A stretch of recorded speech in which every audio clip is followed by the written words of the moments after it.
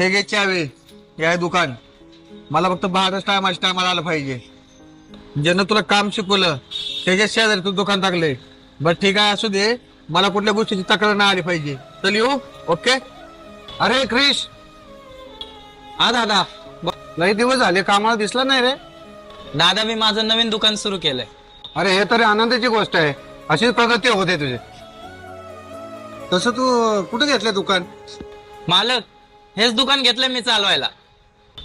हे दुकान घेतलंय म्हणजे तू आता मालकाच्या बरोबरी करणार? हा मालक, मी आता सगळं काम करायला शिकलोय ना, त्यामुळे आता मी स्वतःचं दुकान टाकलंय. वा वा, तुला मी पोट भरायला शिकवलं आणि तूच माझ्या पोटावर लात मारतो. अरे तुला जरा दुकान उघडायचं असलं ना तर दुसऱ्या एरियामध्ये उघडायचा होता.